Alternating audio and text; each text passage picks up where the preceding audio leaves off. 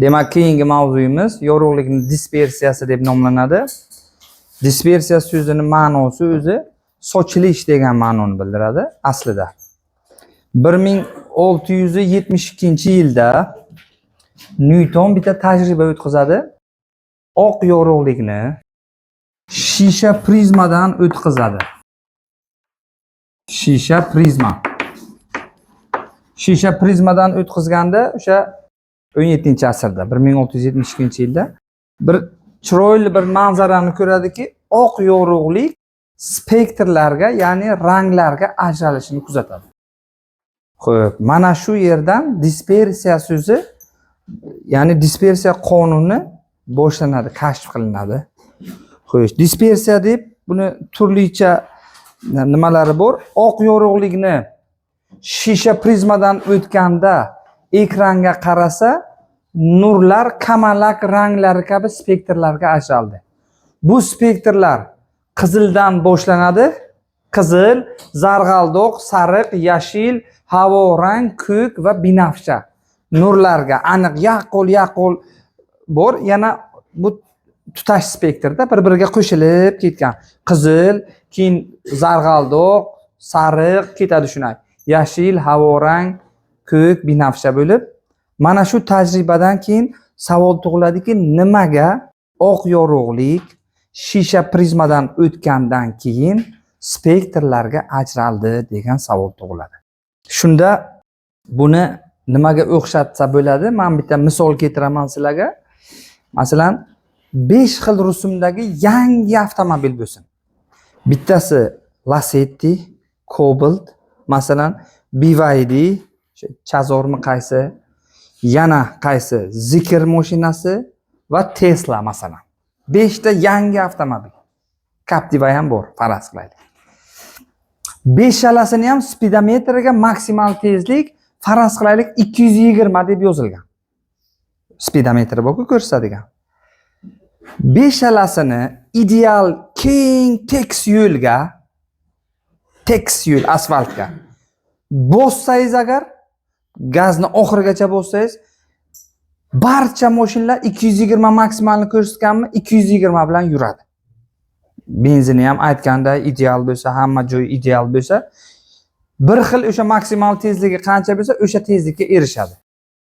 Agar xuddi shu 5 ta mashinani, bu oq yorug'lik deganim, hammasi bir xil tezlikda harakat qiladi. Agar g'adir-budur, shudgor yerga qo'ysak, birinchi o'ringa o'sha Tahoiy mashinasi ketadi, oldinga o'tib ketadi. Undan keyin masalan BYD, undan keyin boshqa oxirida sal bunayrog'i 220 bilan yuradigan Gentra oxiriga qolib ketadi. Masalan, nima uchun bu voqea yuz berdi desa, mana shu misol, mana shu oq yorug'likni spektrlarga ajralishi bilan taqqoslasak bo'ladi. Motori hammasi tekis ideal yo'lda, hammasi bir xil tezlikka erishadi. Oq yorug'lik ham xuddi shunday. Hammasi bir xil tezlikka erishadi. Maksimal tezlikka. Lekin g'adir-budur yo'lga o'tgandan keyin qaysini o't kuchi borku, motorning quvvati katta bo'lsa, o'sha oldinroq ketgani kabi yorug'likda ham, demak, oq yorug'lik degani bitta yorug'lik emas ekan. Yorug'liklar yig'indisidan iborat ekan-u, endi u yerda motorning quvvati bo'lsa, bu yerda tezligi yoki chastotasi kattasi, masalan, oldinroqqa, kichigi har xil chastota bo'lgani uchun o'sha pasayish kuzatiladi. O'sha o'sish tartibi yoki kamayish tartibi. Mana shu narsani dispersiya deydi. Dispersiyani ta'rifi turlicha ta'rifi bor. Eng asosiy ta'rifi nima desa, dispersiya nima bu deganda, chastota yoki to'lqin uzunligi yoki tezligi yorug'likni chastotasini, to'lqin uzunligini yoki tezligini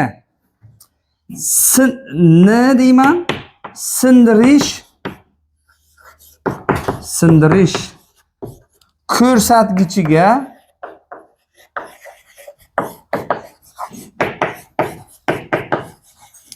bog'liqligiga aytiladi. Ta'rif shunday. Savollarda kelsa, dispersiya nima deb savol bersa, birinchi javoblarni ko'rasizlar. Chastotani sindirish ko'rsatkichiga bog'liqligiga dispersiya deyiladi. U bo'lmasa nimani qidirasizlar? To'lqin uzunligini sindirish ko'rsatkichiga bog'liqligiga dispersiya deyiladi. U javob ham bo'lmasa, yorug'lik tezligini sindirish ko'rsatkichiga bog'liqligiga dispersiya deyiladi. Bu javob ham bo'lmasa, oq yorug'likni shisha prizmadan o'tganda spektrlarga ajralishiga nima deyilar ekan? Dispersiya deyiladi. Demak, dispersiyani 4 ta ta'rifini ham bilinglar endi. Hozir aytgan mashinlardagi misolim yorug'likda ham xuddi shunday bo'ladi. Mana qizil nurni muhitdagi to'lqin uzunligi eng katta bo'ladi. Shu uchun birinchida turibdi. Ko'ryapsizlarmi? Undan keyin to'lqin uzunligini kamayish tartibida yo'lsak, oxirida eng kichik to'lqin uzunligi yorug'lik, oq yorug'likni tarkibidagi qaysi nurni to'lqin uzunligi eng kichik bo'lar ekan? Binafshaniki.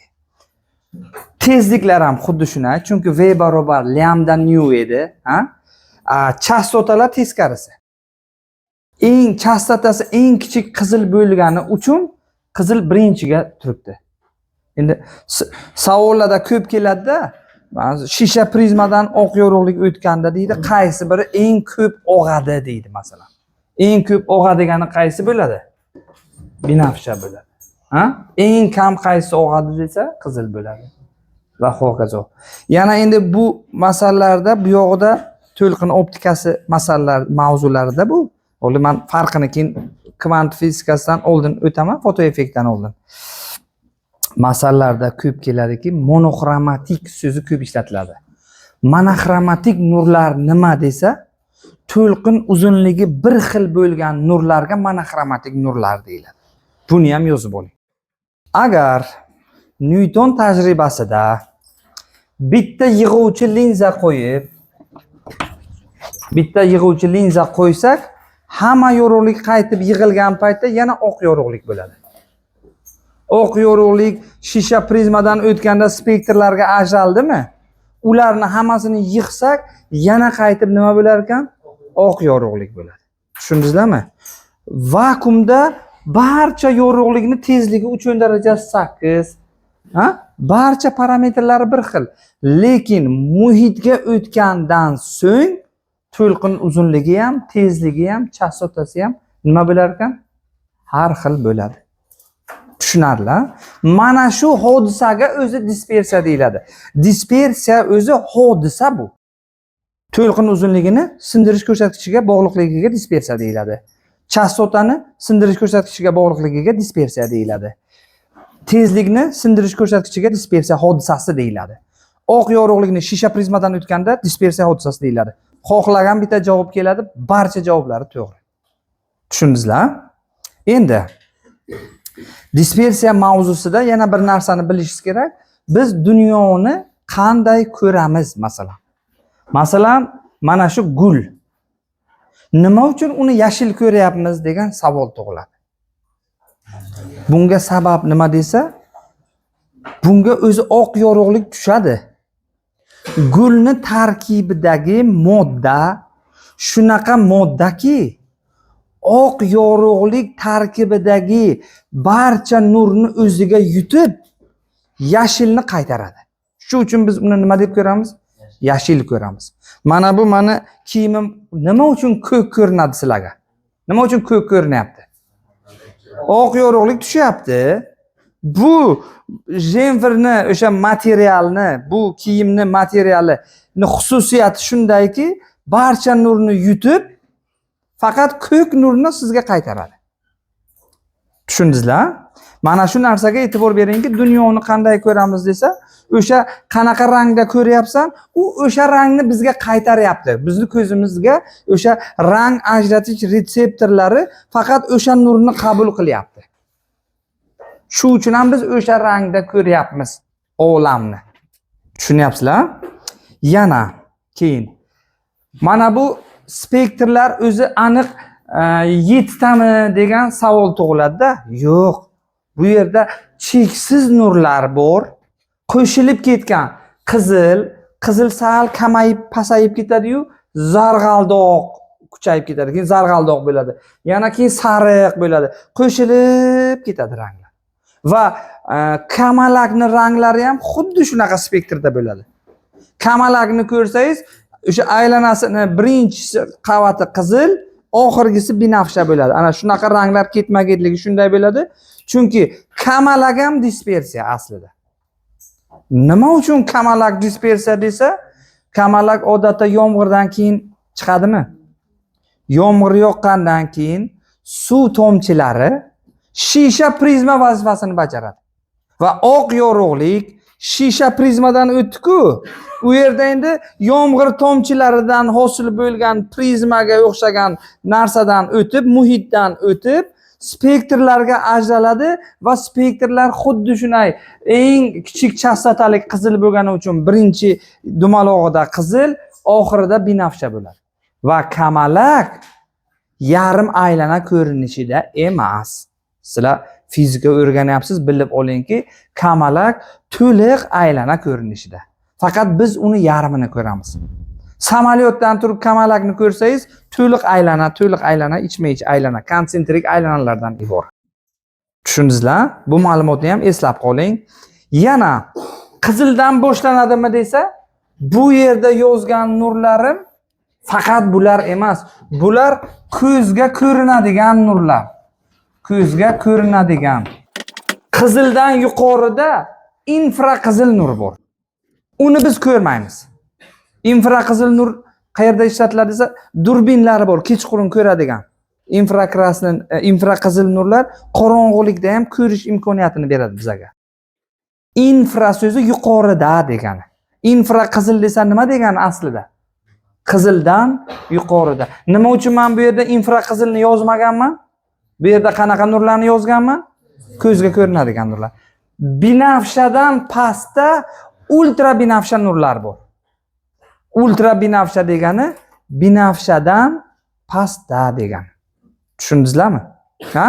Endi savol keladi. Quyidagi to'lqin uzunliklaridan qaysi birining quyidagi yorug'liklardan qaysi birini to'lqin uzunligi eng katta deydi? Javob nima bo'ladi? Qizil bo'ladi. Lekin qizilni ursangiz, boshqa javobda infraqizil bo'lsa, infraqizilni belgilaysiz. Chunki infraqizilni to'lqin uzunligi qizildan ham oldinda bo'ladi. Faqat quyidagi ko'zga ko'rinadigan nurlardan desa, qizilni olasiz. Quyidagi ko'zga ko'rinadigan nurlardan qaysi birini chastotasi eng katta desa, ko'zga ko'rinadiganlardan eng kattasi binafsha. Quyidagi nurlardan qaysi birini desa, ko'zga ko'rinadigan demasa, demak binafshadan pastda ham bilib qo'yinglar bor. Qanaqa nur hisoblanadi u? Ultra binafsha nur hisoblanadi. Tushundingizlar? Buni ham tushundingizlarmi? Dunyoni qanaqa rangda ko'rishimizni hamma tushundimi? Oq yorug'lik tushar ekan, qanaqa nur qaytsa, o'sha nurni biz ko'ramiz. Yana bir narsa borki, buni deydi. Shisha bor, filtr deydi. Shunaqa rangli shishalar bor. Bu ana svarka qiladiganlarning kaskasida shunaqa shishalar bor. Ba'zilari bilan svarka qilsa yashil ko'rinadi, ba'zilari bilan qilsa qizil ko'rinadi. Shishalar, filtrlar bu qanaqa rangdagi nurni qaytarsa, biz o'shanaqa rangga ko'ramiz.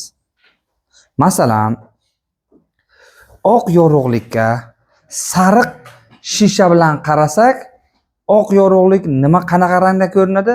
Sariq rangda ko'rinadi. Ko'k shisha bilan qarasak, ko'k rangda ko'rinadi. Nima uchun desa, ko'k shisha barcha nurni o'tkazib, ko'kni qaytaradi. Tushunyapsizlar? Endi dispersiya mavzusida savollar bo'ladi-da, ko'pincha bu yerda og'zaki savollar ko'p tushadi. Nima deydi? Qaranglar, bunday deydi.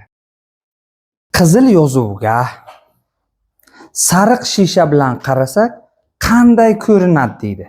Bu yerda ozgina hisob kitobi bor. Qizil yozuv yozilgan degani barcha nurni yutib qizilni qaytaradi deganimi? Ha? Sariq shisha bilan qarasangiz, u faqat barcha nurni o'tkazib, sariqni o'tkazib qolgan nurlarni qaytaradimi?